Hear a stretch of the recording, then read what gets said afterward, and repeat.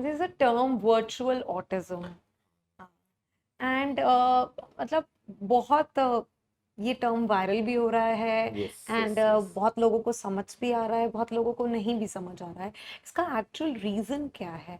And ये autism से कैसे डिफरेंट है, which is very important to understand. Exactly. Autism basically तीन चीजें हम देखते हैं ऑटिज्म अगर बच्चे में है या नहीं है। एक, बच्चा अपने में ही रहना चाहता है, उसको दीन दुनिया से कोई मतलब नहीं। अगर वो कहीं सोशली भी जाता है, वो एक कोने में बैठा रहे। और अगर उसके पेरेंट्स मिंगल अप करवाने का ट्राई करते हैं तो they have a blast of behaviours. ठीक है, okay. That is one of the things. Second, उस बच्चे में ना कोई रिपीटेटिव बिहेवियर होना चाहिए। लाइक कई बच्चे हैं वो एक स्ट्रिंग लेंगे ना, लगे रहेंगे लगे रहेंगे लगे रहेंगे। तो और कई बच्चे हैं जो ये लगे रहेंगे, तो कोई ना कोई एक रिपीटेटिव बिहेवियर होना चाहिए। ओके। थर्ड जो चीज होती है कि उनका कम्युनिकेशन हमेशा पुअर होगा। ये तीन चीजें, अब कई और इम्पैक्ट आते हैं कि उनका नेम रिस्पॉन्स पुअर होगा, उनका आई कांटेक्ट पुअर होगा, बहुत सारे होते हैं, लेकिन ये तीन मेन चीजें हैं। मेन चीज। अगर आपके बच्चे में है तो yes he may fall in the category of autism, पहली बात। लेकिन मैं यहाँ पे एक चीज और बोलना चाहूंगा। ऑटिज्म डेफिनेशन ना आजकल डॉक्टर्स नहीं लिख रहे हैं, वो लिख रहे हैं ASD। ASD का मतलब है कि autism spectrum disorder. Disorder. Okay. कहने का मतलब है कि ये कई बार क्या होता है ना, अब ऑटिज्म इनिशियली पहले उन्होंने लिस्ट बनाई कि 10 इश्यूज पर बच्चे में होने चाहिए, लेकिन आजकल देखा जा रहा है यार 10 के 10 तो नहीं है, ये दो हैं और आखिरी के दो, लेकिन ये ऑटिज्म भी नहीं है। तो उन्होंने बोला भाई ऐसा है, एक बाल्टी लो, उसमें ना डालते रहो चीजें।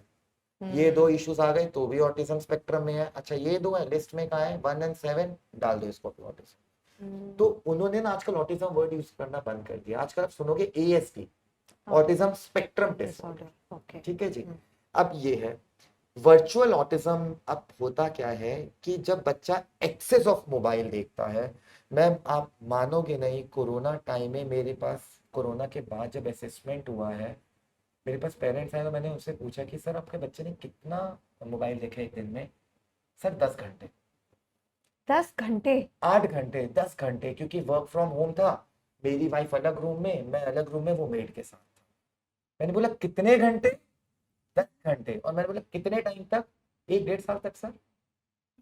एज क्या है? 2 साल। अब हुआ क्या है मैम, देखिए हमने सेंसिस की बात की अभी।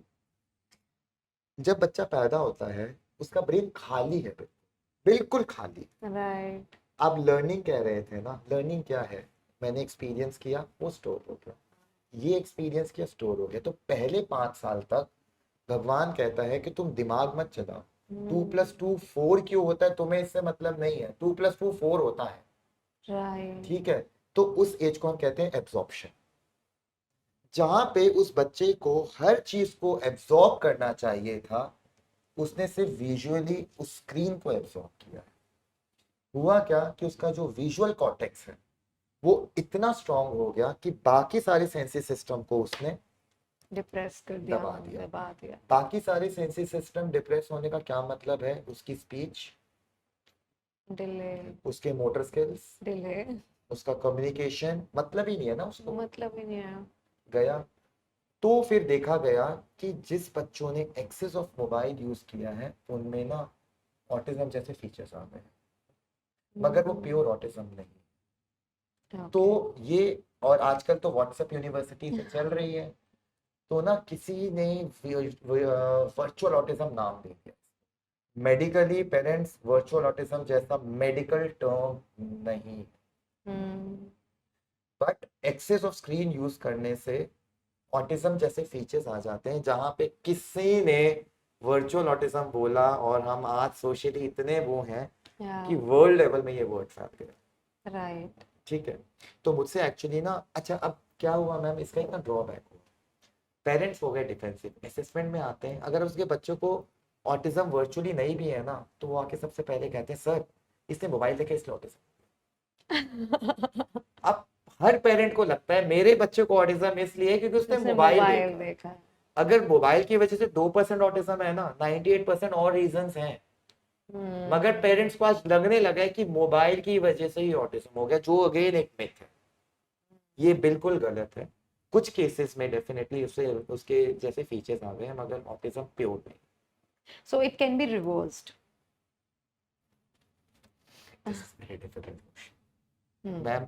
5 साल तक अगर बच्चे को हमने प्रॉपर एक्सप्लोरेशन दे दिया और उसके ब्रेन ने उस एक्सप्लोरेशन को एब्जॉर्प्शन अच्छे से कर लिया, तो किसी हद तक आप ऑटिज्म को मिनिमाइज कर सकते हैं। Okay.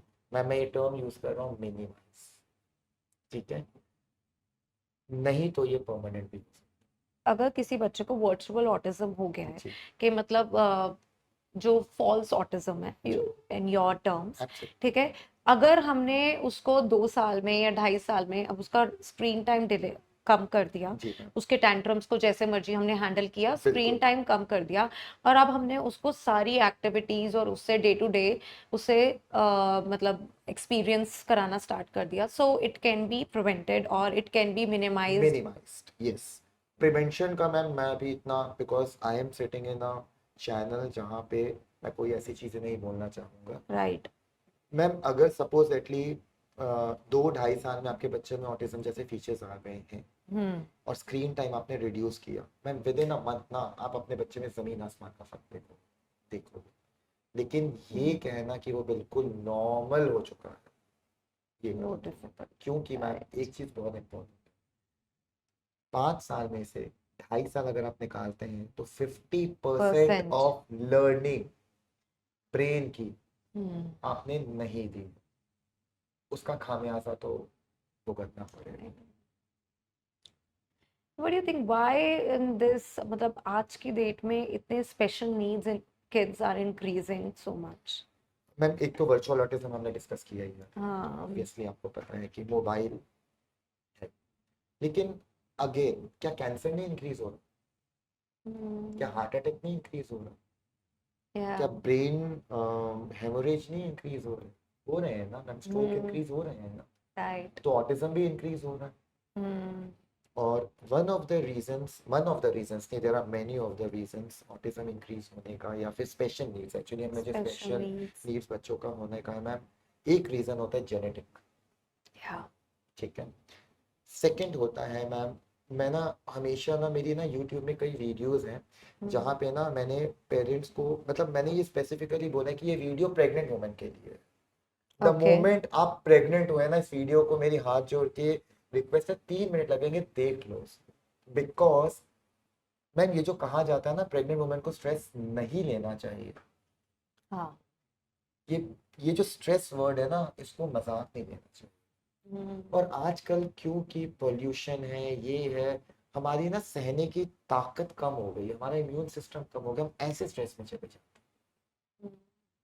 अब स्ट्रेस से क्या होता है मैम, स्ट्रेस से बीपी होगा, इंक्रीज होगा, हार्ट रेट इंक्रीज होगा, या। आपको सडन एंजाइटी एंजाइटीज रहेगी, आएंगी। पैनिक अटैक्स आएंगे। तो मैम माँ से तो बच्चा रिलेटेड है ना, ज्वाइंट है ना, वो अगर उससे खाना ले रहा है तो उसकी धड़कन भी सुन रहा है, तो वो सब कुछ कर रहा है। तो मैम स्ट्रेस एक बहुत बड़ा इम्पैक्ट है। या। सो हस्बैंड वाइफ, एक फैमिली जहाँ पे आपको पता है कि एक वुमन प्रेग्नेंट है, उसको ना बहुत ध्यान से रखना बनता है आजकल। ठीक है, थर्ड सबसे इम्पोर्टेंट चीज़ है हमारा खाना पीना। मैम क्या हमारा जंक फूड इंक्रीज नहीं हुआ? बहुत ज्यादा। पहले मुझे याद है जब आप और हम सेम ही एज में होंगे, जब हम लोगों का होता था, आई थिंक 15 डेज में एक बार भी हमने बाहर का खाना खा लेना तो इट हमारे लिए एक बहुत ही और बड़ी वो भी बात हो मैम जाना। खाना होता था बाहर की दाल और रोटी, हाँ मतलब पिज्जा पास्ता, पिज्जा पास्ता तो था भी मोमोज नहीं। एंड पता नहीं क्या क्या चीजें मोमोज हैं। मोमोज तो आई थिंक आए भी तब थे जब मैं आई थिंक 15-16 ईयर्स की थी। एग्जैक्टली, हाँ हाँ तब हाँ आए भी थे। एग्जैक्टली, तभी आए होंगे मैम, तभी and exactly. Even same with the pizza, pizza भी बहुत लेट आया। Pasta pizza then pasta. Cheesy, ये चीजी। चीजी वो, जो भी चीजें हैं, एनीवेज। तो खाना डेफिनेटली हाँ। ना, बिकॉज हमारा ब्लड अगर इम्प्योर होगा, वो इम्प्योर ब्लड बच्चे में जा रहा है, ये चीज तो माननी पड़ेगी। या। राइट। फोर्थ है मैम हमारा पोल्यूशन, पोल्यूशन। एनवायरमेंट। इनफैक्ट एक होम्योपैथिक डॉक्टर है, मैं ना ऐसे ही उनके साथ बैठा होता, is a well renowned therapy. Okay. तो ना असेसमेंट कर रहे थे, बहुत सीनियर है, तो उनके साथ बैठना भी मेरे लिए था कि हाँ भाई चलो तो ना मुझे कहते हैं रोशन, पता है एक रिसर्च आई है जो वही है कि ऑटिज्म ना, जो होली वाटर में लेडीज, प्रेग्नेंट लेडीज जो होली वाटर में नहाती है ना, हम्म। उनमें उनके बच्चों में भी हो रहा है।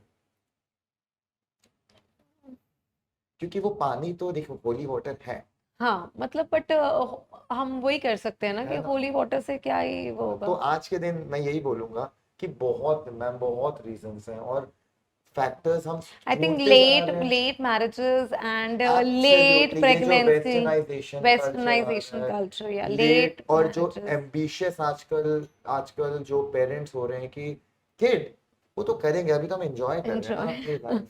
भगवान ने एक एज बनाई है, और मैम अगर आप मुझसे पूछोगे तो 30 इयर्स अगर फीमेल की एज है, अगर आप हम्म। प्लान करें कि 2 बच्चे होने चाहिए, 30 से पहले कर लो।